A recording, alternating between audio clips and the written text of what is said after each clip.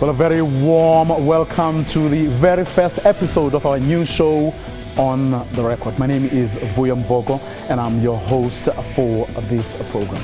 Well, every day between 9 and 10 p.m., Mondays to Thursdays, here on SABC News Channel 404, we will be going beyond the day's headlines to bring you a select few stories we believe you simply have to know something about. Debates you have to follow, as well as interviews and profiles of people we think you should take note of. Well, this evening, we bring together three of South Africa's passionate debaters to look into the racism saga that has been gripping the nation for the past week. Can you name me? You should not be part of this conversation. Which land of us? People like you should be locked up. Jeez, I mean, I don't know where to start. The amount of nonsense we've heard from Aries tonight is both offensive and also good material for any debate coaches out there how to reason fallaciously. It's my turn to speak. And you assume all white people are privileged. Everything that white people have is because somewhere they stole something. Don't expect of white people to take you seriously. Well, to our story of the day first. Well, at the end of the 2015 academic year, student leaders around the country vowed to continue their protests for free tertiary education. And on the 16th of December last year, President Jacob Zuma reaffirmed the government's commitment he made at the union buildings that there will be no fee increases for 2016. Last night, hot on the heels of the ruling party's birthday celebrations, I again raised the issue with the president. As a country, can we afford free tertiary education as stipulated in many of the student demands? And if the students make good on their threats, what then? I think as South Africans, we've got to deal with the real situations. We can't be almost like a utopian about situation, because everything we do, we need money. Democracy itself is an expensive system. It's a good system, expensive system, time-consuming. And we've got to appreciate that. Because if we don't appreciate it, then we could run into trouble. You see, for an example, if we believe that for us to gain anything, we must ban the country, I think that is not right. You might move to influence the kind of authority to say don't ban the country. And that means tension. I think we have got to appreciate that insofar as the fees that must be free, government has started long before in terms of at the lower classes. There are free fee schools today. And you can't do it overnight. And we are headed to start there because that's where the problems are of the poor students who at times before there was a fee school, they could not even reach matric. And we've got to deal with that. It's an important task of the government that anyone, including the students, should appreciate. Now, to come to the tertiary area wherein the fees are rising, and we are dealing with that, we are talking to the tertiary institutions, but also if we are to have free education, I think we've got to appreciate that we in the ANC, for an example, we have not started thinking today about free education. In 1955 already, we took a position that a democratic government will have to deal with it, but we define it. You are dealing with the students who are coming from the poor kind of houses or homesteads. You cannot say when you don't have all the resources at your disposal, everybody else, even those who can afford, it must just be free. You are in fact participating in excluding the poor students because they are now going to fight on smaller kind of resources that are there. So what we have done is to say, how do we find money to begin a process? The Minister of Education, Higher Education, for an example, had summoned or established a committee that was looking at free education type of thing. It can't just be blanket. It has to look into some realities. Well, the university's registration period is now upon us. No-fee movements led sit-ins at various campuses today. Some institutions barred university management from entering and disrupting registration processes. The movement is demanding all fees for higher education be scrapped. As the protests resumed, the Higher Education Minister today announced an additional 6.9 billion rand in financial aid. Let's first see what happened on the campuses, on some of the campuses across the country earlier today. Snaking queues, day one of registration. But the no-fee supporters had different plans. Demands dating back to the Fees Must Fall movement are yet to be met. The whole university needs to come to a standstill until management gets back to us with our demands. And what exactly are your demands? Ultimately, at the end of the week, what do you want to see happening? I want to be allowed to come back in the university regardless of the fact that I'm owing or not. And I also want to be allowed back into the university regardless of the fact that I have registration money or not. And with final year students, they need to be allowed to have access to their academic transcripts regardless of the fact that they're owing or not, and be allowed to graduate if they want to graduate and leave the university. For parents and first years, it's been a frustrating day. We have seen queues of students and parents making their way here to Senate Hall to try and get some level of assistance to find out what exactly is happening with the sit-in and whether or not the university will be able to give them any assistance. In this queue is one of the students that has been waiting for quite a while. How long have you been waiting in this queue for? I think I've been waiting for nearly 5 hours now. There has been no news. We tried to get some information, but then it seems to be coming from very uninformed parties. Well, they just explained that because of the strike, nothing can be done because the previous students are still on strike. It's been a bit hectic, but we've managed to now finally come here where we've been standing for about 30 minutes in the queue. We've been sent from the bottom of Yale Road right up to the top here. Only first-year health sciences and engineering students are allowed to register on campus. The rest have to register online or telephonically. From WITS's side, we would like to get the message out there that there is no upfront payment and there is no registration fee for 2016. This means that students can come in and they have up until the end of March, by which time they can then work out a payment plan with the university. We do appreciate the students' call for access to quality free higher education, and we would support that call. The question is, where does the resources come from? Across the road at UJ, a complete shutdown of the university. No walk-in registrations are accepted. Only a few pre-registered students in certain faculties were processed in the car park. At UNISA's Sunnyside campus, a more heated protest. Students and workers demanding free education and permanent appointments for all cleaners, security guards and other staff. Students are angered at the delay of an outsourcing task team. A council mandated the executive of this university that the task team must be established as a matter of agency, and was speaking about the beginning of December 2015. To date, there's no multidisciplinary task team. Higher education has called for calm. Blade and Zamande will meet student leaders later this week. It is our wish as government that we would have as little, ideally no disruptions of the academic program at all. Especially because we have these challenges that we are talking about, the issue of pass rates and throughput rates in our institutions. We would ideally like to see that not a single day is lost. But financial exclusion remains a huge issue. Student leaders say the fight is far from over. Nozindombi Mia, SABC News. Well, to Cape Town now, where at CPUT registration for 2016 was postponed today until mid-February to accommodate the process of deferred exams. Exams began at both CPUT and the University of Cape Town today. Both universities have reported a smooth start to the deferred exams. CPUT has made provision for students to write at various centres around the country and at certain venues in Africa. The university has catered for about 1,900 students per session. As a consequence of the exams being written over this period of time, we've also had to postpone the registration period. And we're starting with registrations on the 15th of February.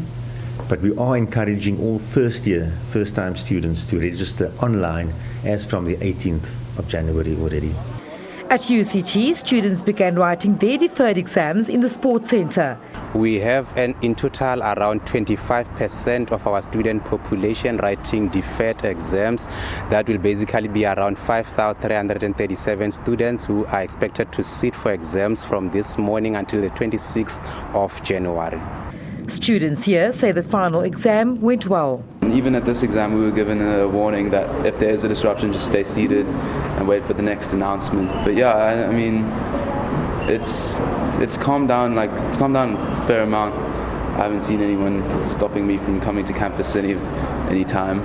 I feel more prepared now than I did back then, so I'm glad we had the option to defer our exams. And yes, just wrote my politics exam and it went well, I think. Today's exam, I think most of it went better than expected because I was more prepared than I would have been last time, so I'm kind of happy with it. Online registrations for the new academic year will open on Thursday at the University of Stellenbosch. Vanessa Puna, SABC News, Cape Town.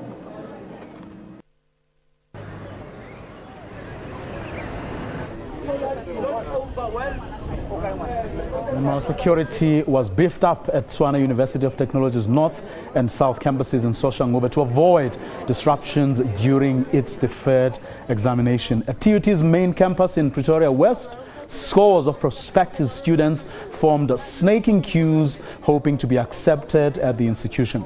But of course, only those with acceptance and orientation letters were allowed to gain entrance. Management urged students not to walk in, but to use the online platforms to check for still available space.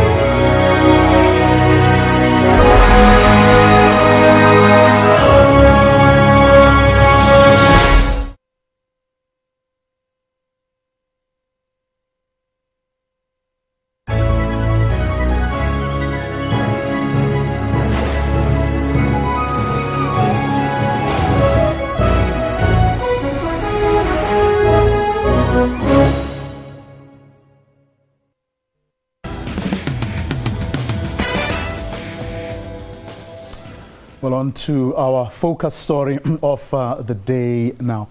Well, the racism saga involving KwaZulu-Natal estate agent refuses to die down. The ANC today laid charges of crimen injuria and incitement of violence against Penny Sparrow. Members of the party march in Scottburg on the KZN South Coast today. Businesses in Scottsboro shut their doors today as thousands marched on the town. This after Sparrow's racist rant calling black people who attended Durban's beaches in December monkeys. I'm here to support the march. I'm totally against any form of racism whatsoever. Sparrow has since resigned from the Democratic Alliance, and Jawad's estate agency has distanced itself from her comments. We want racism to be a punishable offense with a minimum at least of 15 years behind bars. Because one of the reasons why South Africa is like this today was because a certain race thought it was superior to the other. We must build this non-racialism, but we're also cautioning South Africans not to fall into the trap of those who in any event are against the agenda of transforming this country. The ANC says it will continue fighting racism at all costs. Well, earlier today, I took 3 passionate debaters to the Apartheid Museum here in Johannesburg. Well, the choice of venue, of course, a very deliberate one. I began by asking author Eusebius Mkhize, as well as rights activists Ernst Roots and Andile Mngxitama, to give me their take of the events of the past week that were sparked by that tweet by one Penny Sparrow. This is very normal. South Africa is an anti-black racist country, and I think what has shifted is something in the black psyche. Black people are no longer willing to accept to be insulted without responding to the insults.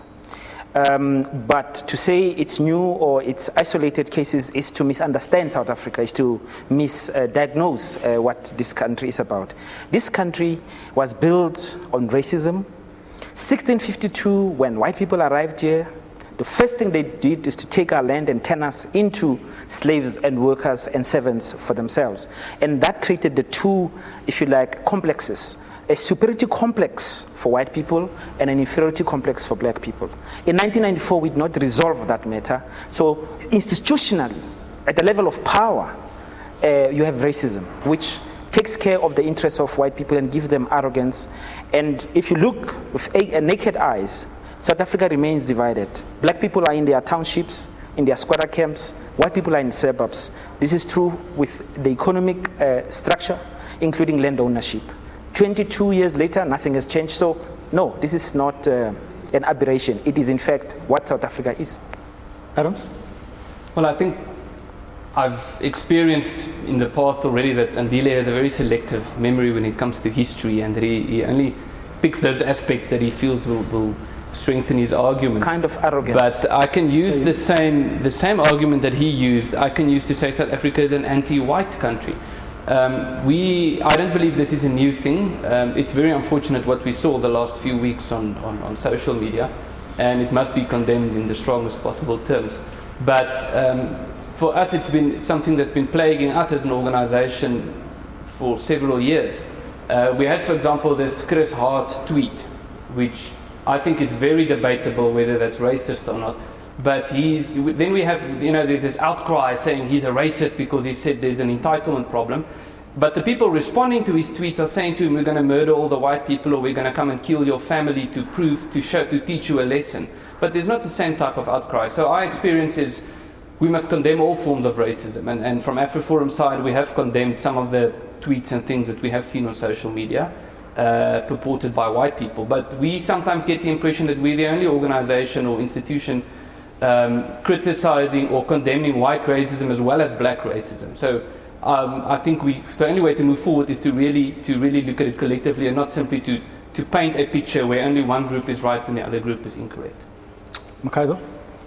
I'm just flabbergasted by Ernst, quite frankly, who's obviously flying over the sparrow's nest. If he thinks that Andile is selected from history, I think that he is not even selecting from history at all, let alone badly selecting from history. The truth is exactly what Andile said. It's not up for debate. South Africa is founded on colonialism, not just apartheid.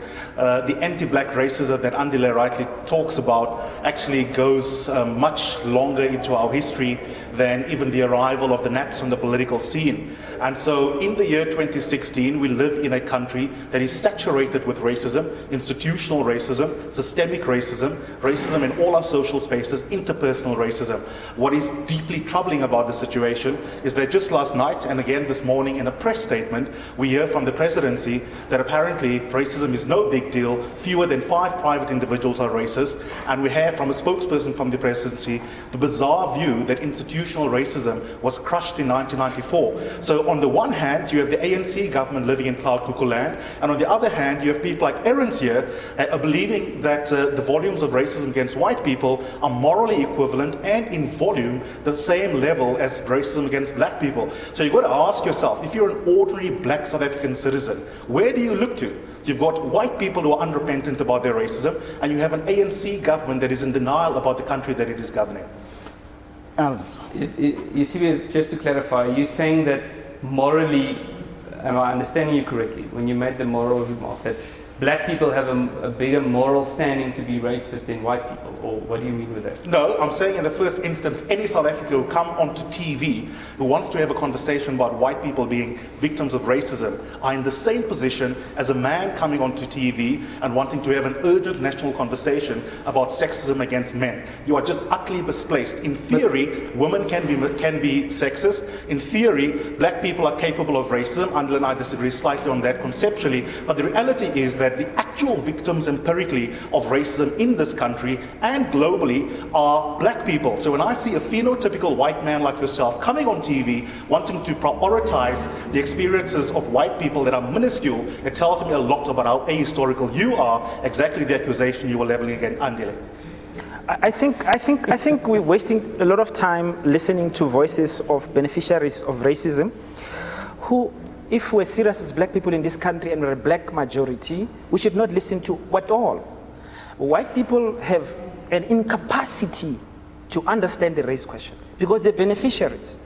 This man and his family benefited from land theft of black people. Where? I mean, all white people, the land they have is stolen land. Now, we are not going to have a conversation with land thieves. You don't discuss with thieves. You get justice, you get land back. And this is what we must go to. I think it's a fundamental difference between myself and Eusebius on this question. Black people cannot be racist.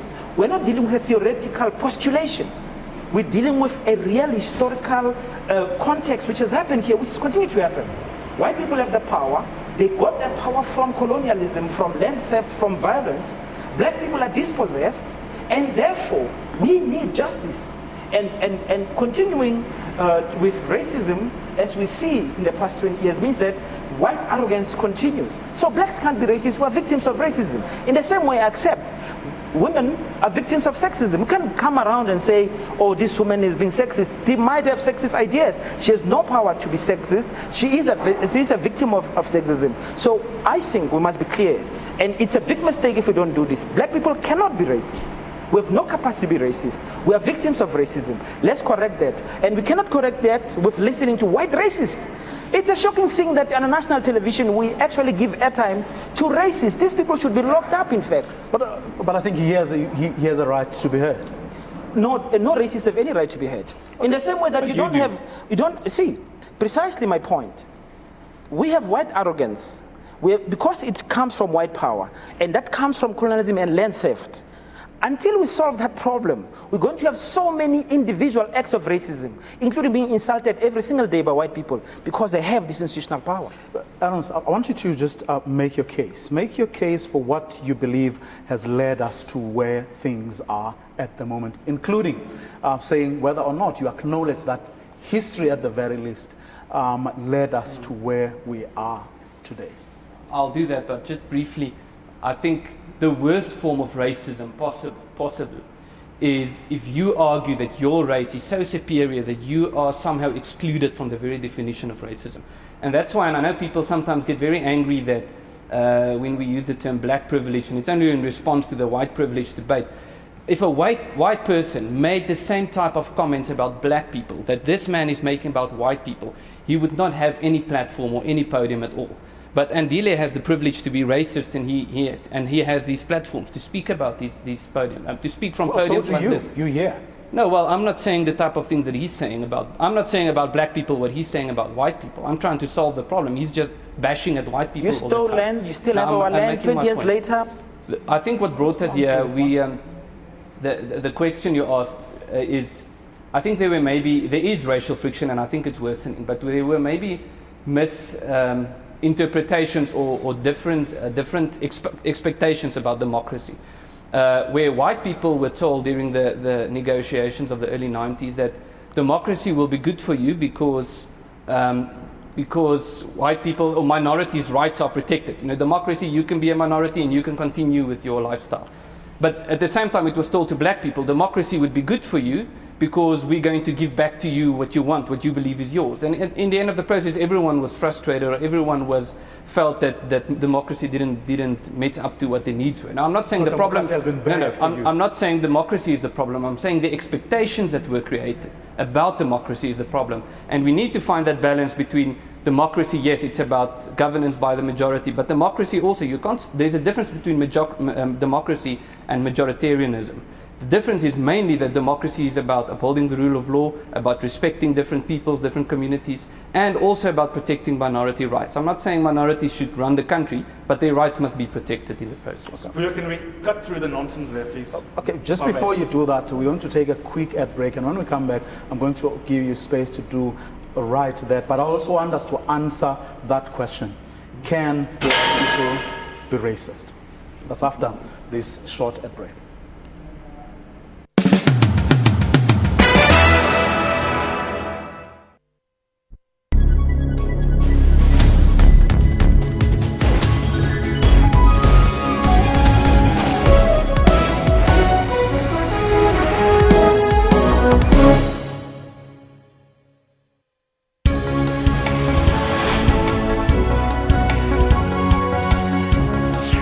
News Today takes an in-depth look on news locally, continentally, and globally. We bring the world to your home. We cover all economy news extensively to keep you informed.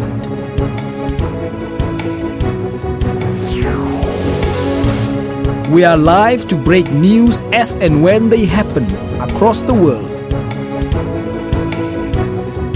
We analyze news using experts in all aspects.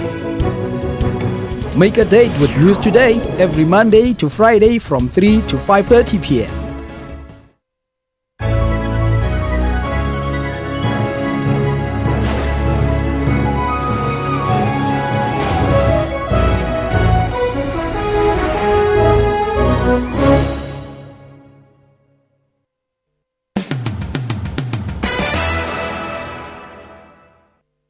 Welcome back. You're watching on The Record. If we may just pick up from where we left off, gentlemen. You wanted to make a point before I go to the issue I want us to discuss in this particular segment. I'm going to be greedy and tackle both questions and start with the one that you went to the break with. I no longer enjoy the debate about whether black people can be racist. I've written about it in my first book, A Bunch in My Bathroom. Andil has written about it. We disagree on it. The reason why I don't like the question is that I find it distracting.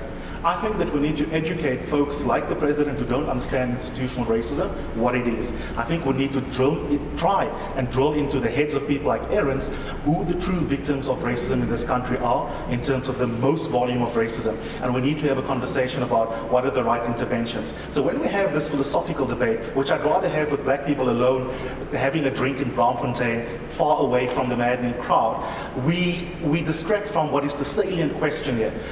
Seeing as you asked the question, I personally think black people can be racist, but for quirky philosophical reasons, they don't help us politically as black people when we're having this kind of national conversation. But I think they do, though. I think that it's dehumanizing to say that black people are incapable of doing wrong. The reason I don't want to have the conversation with you on TV and with Andile is that it's music to the ears of Aarons when he hears my quirky philosophical exposition. I'd rather we ask, what is institutional racism, who are the victims, and what are the interventions? But I mean, if it's a myth, for argument's sake, then we do have a responsibility to debunk myths, isn't it? We do for intellectual honesty's sake, but right now the most urgent questions in this country in 2016 are material. What are we going to do to make sure that millions of black people who are not flourishing because of colonialism's legacy will flourish from the moment we switch off our TVs tonight? That is the urgent question. Settling the theoretical or philosophical quirky question, can victims of oppression be also oppressors in the same language as the people who victimize them, is neither here nor there. I think you will find that people who hold the view that blacks can't be racist are not saying, as Aarons is implying, that black people are virtuous. They just want to couch those forms of wrongdoing in different language so that you're faithful to the history of anti-black racism. So for example, we don't want to predict what Andile might say, but I'm sure Andile would agree that black people are capable, for example, of prejudice, but that it's low in volume and that it's a response to oppression. But I think focusing on that entire question helps this man to not have to worry about what he's going to do about his unearned white privilege. Aarons? Wow. I think that it goes back to your previous question, is What's the problem? I think part of the problem is that the narratives in this country are so far apart. And with all due respect, and I don't mean it disrespectful in any way, but I honestly find it laughable that we can have a discussion about whether black people can be racist. I mean, that's ludicrous. Racism is if you hate another person or if you inflict ill will towards another person. But the level of debate in this country has strayed so far from a sane debate that we are now saying, no, black people can't be racist. I mean, that is absolutely ludicrous. And it is something that we need to address. And what I find also disturbing is that we have this gross inconsistencies in the way that we deal with racism. We find, for example, that when I confront Eusebius about an incident where a black person said something about hating white people or killing white people, then he would say, yes, but that's an individual case, and don't try to generalize it. But if it's the other way around, if it's a white person saying something racist, it's used as proofs. You see, white people are racist because look at what that white person said on Twitter. So there's these gross inconsistencies, and it's hard to take the debate seriously if people are not able to be frank and honest. But if we are not being frank and honest, and I'm going to, with all due respect, start with you. What can be a sane debate, or where can we get a sane debate if you refuse to even acknowledge that history has had or given you advantages, and that is not even a departure point for you. Even a mere acknowledgement doesn't exist. I mean, in the minutes that we've had this discussion, you wouldn't even go there. No, I can acknowledge that history has given me certain advantages. But once again, I don't ascribe to this gross generalization saying, if you are white, then you are privileged. Or if you are white, I don't think people who keep bashing about white privilege are not able to I haven't heard any one of these people explaining what's the difference between privilege and achievement. So apparently, if a white person, and I knew you would laugh. I knew you would laugh. Of course, because what you're saying is laughable. I'll give you a straight example. White privilege is when you phone up the estate agent and she doesn't doubt your bona fides for coming to look at the property because you have a nice thick Afrikaans accent. Do you want to call that achievement? I have so much respect for you that I will not interrupt you while you are talking. How about answering the question? Let's let him speak. Is it an achievement or is it privilege? That you are not doubted based on your accent and based on your skin color. You can have all the time you want. I wouldn't know. I don't know that particular example that you were referring to. If I can make my point. If a white person excels, if a white person drives a BMW, for example, it's immediately, by these two gentlemen on both sides of me, it is accepted, or the conclusion is immediately, look, white privilege. There's not even a question of whether that person has worked for that. There's not even a question of whether that person's parents might have had trouble with him growing up, or whether there might have been socioeconomic troubles. The conclusion is immediately white privilege. And on the other way around, when a black person excels, there's no, and there's a complaint about, for example, BEE helping that person or so forth, that's also dismissed. So once again, we have this gross double standards, and the way the debate is moving is, in our view, so far from a normal debate that it's hard to take the debate seriously. So we can just continue with what we are doing as AfriForum, and the debate can continue, but we can't take it seriously because we can't have an open discussion about it. I think the first step that we need to do is everybody should at least be able to acknowledge where their communities that they represent or their institutions can also wrong, but as I said, can also make incorrect statements or can also err in the way they act. But as I said at the beginning, I really get the impression AfriForum is the only organization speaking out against white racism as well as black racism. No, I mean, we need to describe the problem correctly, and that is a deeply philosophical question, Eusebius. If we miss that, then we are not going to solve the problem. In fact, we're going to simply make it worse for black people. The conceptual commitment to the idea that blacks can't be racist is an understanding of a historical reality that has evolved in this country, which has to do with a systemic question, including laws which were passed, which deliberately excluded and oppressed black people, privileged white people, which means that our society as it stands today is from that process. As a result, black people need reparations, need redress, need to actually not just acknowledgement, but get back that which was taken from them. So if you have a conceptual understanding of racism, which is so elastic, to mean everybody can be racist, what you do there, you undercut the possibility of white people, of black people in particular, to claim reparations. So just like it should happen, the Holocaust affected Jewish people. You're not going to go there and say anti-Semitism includes everybody. No, it's a specific group of people who are oppressed under specific conditions. And racism described the oppression of black people by white people. In our case, particularly through land theft. So black people cannot be racist. And there is no possibility in South Africa to make a genuine ethical conclusion that any white achievement is outside of white privilege. Because everything starts from where you got things wrong. You stole from us. You oppressed us and our land. Where? And that's why we are in the township, we're in squatter camps. That is why in South Africa today, 35,000 white families own more than 80% of the land. All that land is stolen land. Unless we address the land question, and it's not just for material reasons. Addressing the land question will also deal with the psychological questions of exclusion, and in particular, his sense of superiority, and we must not pay a cent. That is the only way I believe we can start dealing with this question. Otherwise, we're going to waste a lot of time listening to beneficiaries of apartheid. It's unfortunate, it's an insult. No normal society would allow it, except here. Good, gentlemen, we're going to take another quick ad break, and when we come back, I want us to tackle the question, where to from now? What do we do? You know, even if we disagree to a point where we're saying there is no point in debating at all, as you have suggested, that's after this short ad break.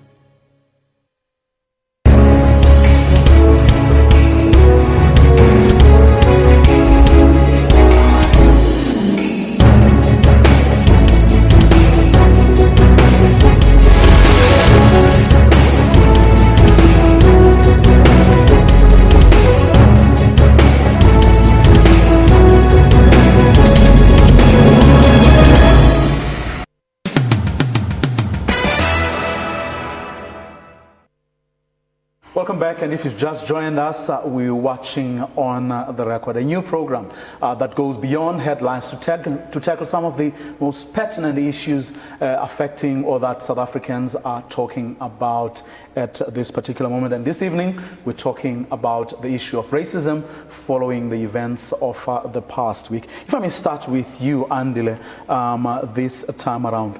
Where to from here? What do we do as South Africans to deal with these problems, and whether, irrespective of the vantage points we each one of us is coming from? The first thing is to accept the responsibility of ending racism lies with the black majority. It is a problem we do not create, but which we must alone resolve, because we are the victims of racism. White people quite clearly over and over again have shown that they are incapable of understanding racism because they are beneficiaries. That's the first thing that we have to understand. It's our problem, which we did not create. We must solve it. And for us, it comes, first thing that must be done is to return land. There is no resolution of the racist question in this country without addressing the land question, because it has a material and a psychological positive benefits. And we must, of course, think about outlawing racism, this idea of decriminalization of racism. But if we do that outside of dealing with the institutional power that comes with the land question, and we don't accept the principle of blacks can't be racist, if you decriminalize without accepting that principle of blacks can't be racist, you're going to end up locking up black people. And this is my biggest fear. If you do what Andile is suggesting, so we're going to end up being the laughingstock of the world, having a law saying if a white person is racist, we're going to throw you in jail, but if a black person is racist, it's okay. I mean, that is so ridiculous. I can't even imagine how a person can argue like that. I think if we're looking at solutions, unfortunately, as much as I would like to do that, I can't really do something to solve, or I can do very little, I believe, to solve racism within the black community or hatred within the black community towards the white community. I think Andile can do more in that regard. But I believe I can do maybe more to address racism within the white community or hatred within the white community. So the solution would be to turn to your constituency, and when your own supporters are being racist, or when you see people saying racist things or doing things that are bad for this country, then you can address them, especially if those people will take you seriously. But I know Andile has never done that, and I don't think he ever will. So he ever I'm will. just going to come take the land. That's my thing. You see, because his entire premise is based on... That's it. What Andile is saying is that if we did not... I'm assuming that, I'm concluding that from what you're saying, is that if we did not have apartheid in South Africa, black people would have been rich. And I'm not saying black people would necessarily have lived in poverty. Don't worry about what will happen to us. We just want the land back. We'll solve the problem. But don't worry about what we think and psychoanalyze us. Yeah, you're a land thief. You're a beneficiary of land thief. And in fact, you should not be part of this conversation. Which land have I... People like you should be locked up. You are lucky that, in fact, it's coming to that point. That's black privilege. You can say these type of things, but I can't say that about you. We are so angry. We're going to deal with every one of you who goes on like that. And I'm very happy. We will say, don't worry. We are very prepared and ready to deal with individual acts of racism and institutional racism. Yes. And we're going to shut people like you up. Let's allow Adams to finish his point. He's threatening me on television. And I find it offensive, I really do. But once again, it comes back to this debate where this gentleman believes, racist must not be allowed to speak. It's not possible for a black person to be racist. So we will never solve the racism debate as long as one side of the debate is saying, listen, we can't do anything wrong. You are the only ones who can do something wrong. You have done something wrong already. You're denial about it. And you have not done You've already done something wrong. Okay, Eusebius, what should we be doing instead of... Jeez, I mean, I don't know where to start. The amount of nonsense we've heard from Aries tonight is both offensive and also good material for any debate coaches out there how to reason fallaciously. It's my turn to speak. A couple of things. Firstly, as Ashil Mbembe said in a beautiful piece in City Press yesterday by the lovely title, The Year of the Monkey, we need to make sure that the cost of racism in the year 2016 is so large that we either drive racists away or they leave the country. For example, it must cost you your job. Mrs. de Klerk now knows that. Penny Sparrow now knows that. An intern at a radio station found that out on Sunday night. Professionally, it must damage you. It must also damage you in the eye of your peers. Your boyfriend must be ashamed, as happened at this event in Cape Town, or your girlfriend, whatever the case might be. There must be material and social and professional consequences. And that is why we have suddenly found that companies are realizing, unless they also become vigilant about how their brand is smudged when they have racists in them, that they will not last, because in a time of social media, we are all publishers. We don't have to wait for a TV station to decide to go after the racists. But that is at the interpersonal level, where Andile and I absolutely agree, and I refuse to prioritize our area of disagreement because it's less important politically. Where we do agree, Andile, is that institutionally, unless you deal with the institutional injustices in South Africa, in the economy, in corporate South Africa, in our higher education system, politically even, dare I say it, now that the ANC leadership has shown itself willing to cast, to pretend that racism isn't a thing in this country. Unless you deal with the structures of racism, you will never be able to deal it a fatal blow. And I don't think that it's only black people who need to deal with racism. We need white people to do it as well. But in a parting shot, I want to say to Aaron, it's not good enough to say, I'm willing to speak to white people in my organization or in my community. That's my bit I will do for dealing with racism. I'm afraid your track record is what we will look at to examine whether or not you've achieved that. It's like me saying, I am a feminist, and then I go home, and then I beat up my wife. Your actions speak louder than your words. If you can't acknowledge that you are a beneficiary of colonialism and of racism, if you don't get what Andile means when he says that even if you didn't directly steal land, you are the beneficiary of unjust original acquisition of land by white people, if all of those things passed you by, don't pretend that you're an ally in the fight against racism. You're not. You're the problem. I can't take you seriously when you can't differentiate between privilege and achievement. If you can do you don't take any black people seriously, so I'm no exception. No, that's not. Yes, you see, that's the type of racism that we as white people experience in this country. If you can't differentiate between privilege and achievement, you believe there's no such thing as achievement, and you assume all white people are privileged, everything that white people have is because somewhere they stole something, don't expect of white people to take you seriously. And I know you don't need white people to take you seriously, but don't expect that. I can't take you seriously because you are grossly inconsistent in the way you approach this entire race debate, where if a white person says something racist, it's posted everywhere and we also condemn it. But if a black person says, you know what, we need to kill all the white people, it's sort of just glossed over. So that's the type of debate that we have. I've not seen a criminal accepting that they are criminals. I've never seen a thief saying accepting that they are thieves. In fact, it's so interesting, this white denialism, that even here where we are, the Apartheid Museum, this concept was stolen from black people, by the way. So the white denialism, it's your thing, but I understand it. And does black denialism exist? All thieves, criminals never admit to their wrongdoing. Therefore, we're wasting time as black people, as victims of your crimes, for us to engage you. For what? We must just go and take our stuff. And then we will have a good society, we'll deal with racism. Gentlemen, I'm going to give each one of you a minute, literally 1 minute, to make concluding remarks. But answering also the question, what happens if we don't deal with this question in the manner that each and every one of you has suggested we do? Andile? Well, if we don't deal with racism, this country is going to fall apart completely. And in fact, some of us actually are waiting for that moment to happen, because decolonization cannot be this kind of exchanges with beneficiaries of colonialism. Let's be honest, but this is about black people. If black people don't understand that it is our responsibility, we'll never get very far. Our government has abandoned this question. 15 years later, after the World Conference Against Racism, where all governments, including our own government, was told and it accepted that it will bring about a national action plan against racism, we don't have an action plan against racism. The talk today of criminalization of racism, outside of understanding the institutional questions and the principle of blacks can be racist, is the most dangerous thing that can happen to us. I think the debate about racism is not balanced. I mean, here we are sitting one white person, two black people in the Apartheid Museum discussing racism. So that in itself already is not balanced. And I think if we can't have a balanced approach, we're assuming that black people are homogeneous. No, they aren't. I'm not assuming that. I'm not assuming that at all. But this man represents a tiny minority in society anyway. The problem in this country, I think part of the reason why racism is a problem is because of the big education crisis that we have. And once again, I think for us it's hard to take people seriously when they complain about white racism, when they're not prepared to acknowledge the education crisis. 80% of our schools in this country are dysfunctional. And the majority of those schools are black schools. White people have access to better schools. The only way, and that eventually leads to white people being more qualified, being more able to achieve in the labor market. And then there's racism or there's racial friction. We're not going to solve racism if we're not going to fix the education system. But if you don't want to fix the education system, but you want to be angry at white people, I can't take you seriously. One of the features of whiteness is narcissism.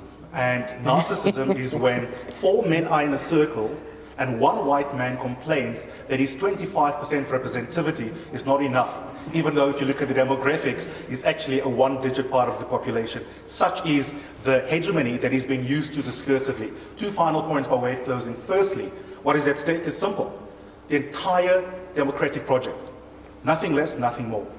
And finally, on this question of achievement versus merit, I think we need another self-standing discussion on that. But if you have white people with single-digit unemployment in this country, you have black youth in this country with unemployment over 40%. If achievement alone explains white economic power, as Aaron's would have us believe this evening, then it means that black people are either lazy or stupid, which probably are beliefs that he secretly harbors. And that's where we're going to leave it. Thank you very much for taking part in this discussion. Hopefully this discussion will go on and on until we find real and practical solutions that take our country forward. That's where we're going to leave this particular discussion. With that, the end of our first debate. Well, we'll leave you on this section of the program with the words from Nelson Mandela. No one is born hating another person because of the color of his skin or his background or his religion. People must learn to hate. And if they can learn to hate, they can be taught to love. For love comes more naturally to the human heart than its opposite.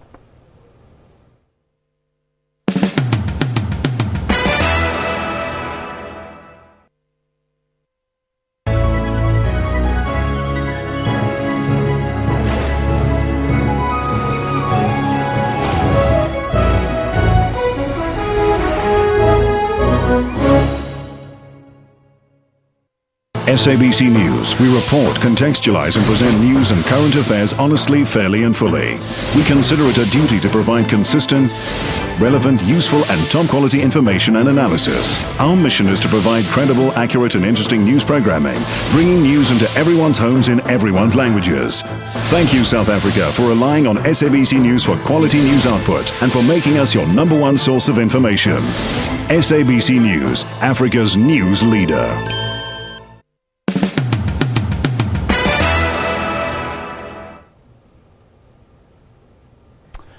Well, we've come to the end of our show, but before we go, hot on the heels of last weekend's ANC birthday celebrations in Rustenburg and heading into the 2016 local government elections, and on the back of comments made by the Women's League, the ANC Women's League last week, that they are still committed to having a woman president for the ANC and for the country.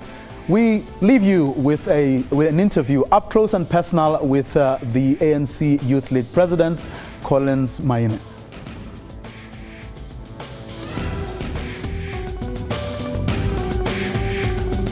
Well, you would know that we just emerged from our own National Congress and we took a lot of resolutions, a number of resolutions at Congress. But a priority for us as the Youth League would be the issue of free education.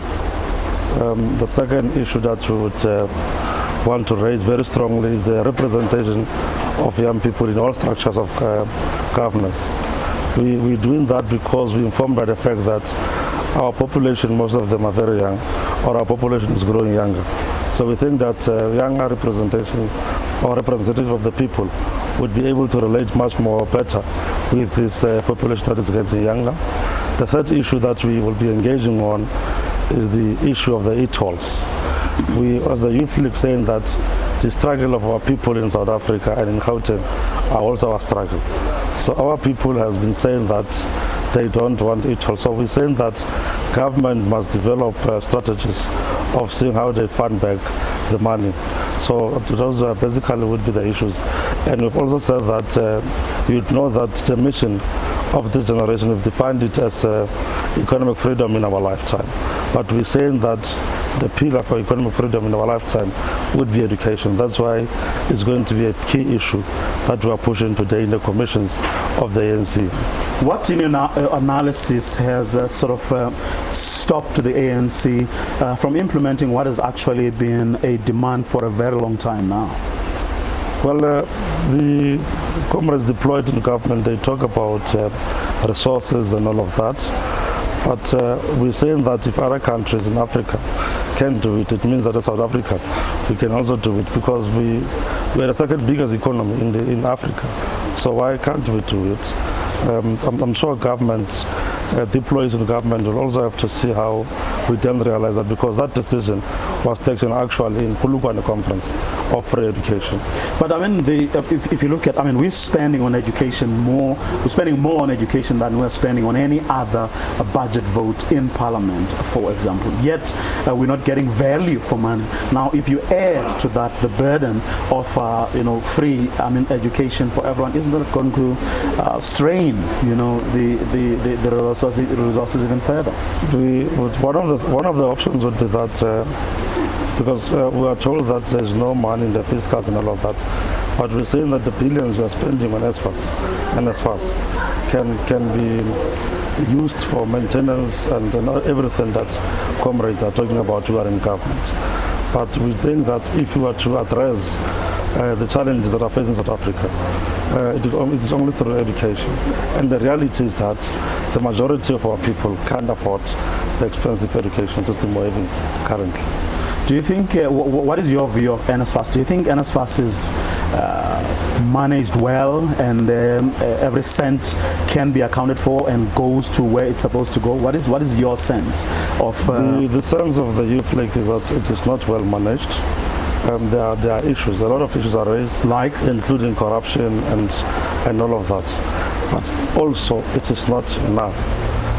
So we're saying that let's rechannel it for what it said it must be used for, and then open up education for people so that we achieve that objective of free education, free economic freedom in our lifetime. People say your demand of like 60% representation in all spheres of governments amounts to basically wanting jobs for pearls. That is not the fact. That is not true. We're saying that, as I said, our country, our population is young, and we know challenges in local government, for instance, recently, or in all spheres of government. We would want much younger people. It's not really jobs for us. We would want much younger people to be prepared, because the reality is that we are the future of this country. So this percentage that we are requesting, the 40% representation, we just say to the ANC, we must be prepared so that in 10 years' time, when we take over, we've been well cooked to can run the country, we can run our municipal council. It's not about jobs for young people.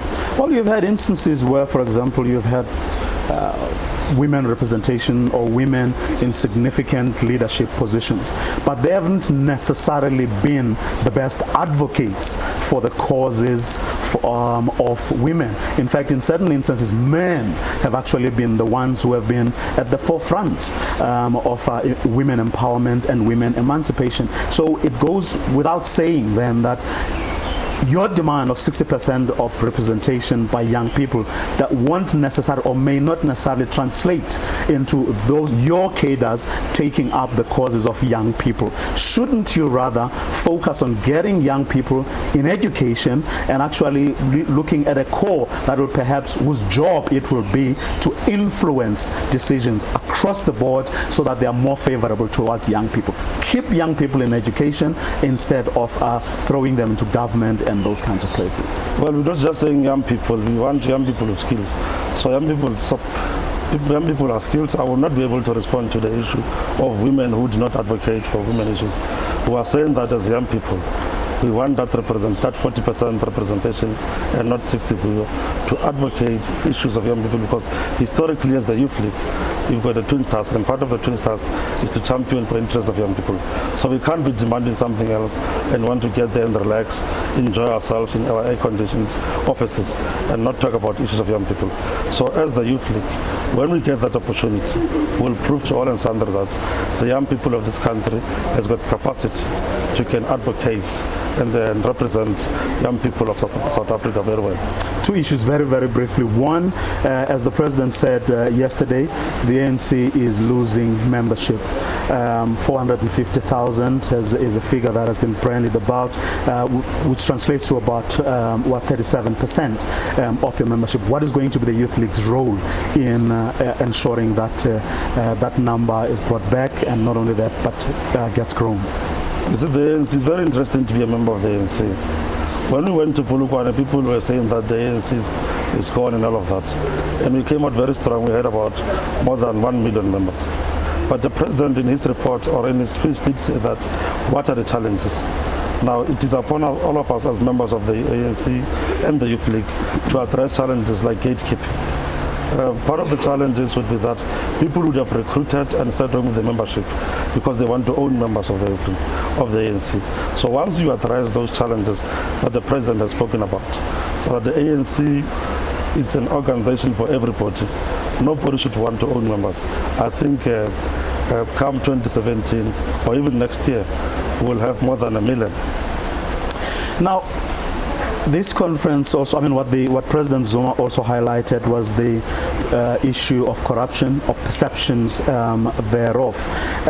Subsequent to that, the Secretary General's report was talking about an increasing number of leaders of the ANC who are implicated in all manners of impropriety, and how that is making it difficult to clear that perception that not only has corruption taken root, but it continues to grow. Your view? Well, the SG and the President did say, for instance, that we have established an integrity commission, and what is the view of the NEC of the ANC? Now it's up to Congress to say, to the NGC, whether to say that they agree.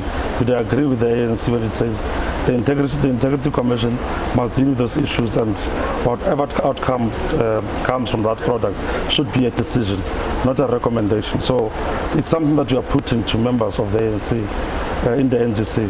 Once the NGC agrees, we will move with it. If the NGC says something else, we'll have to move because the NGC is the highest decision-making body in between congresses. So we have made a proposal as the NEC. So it's up to the NGC to decide.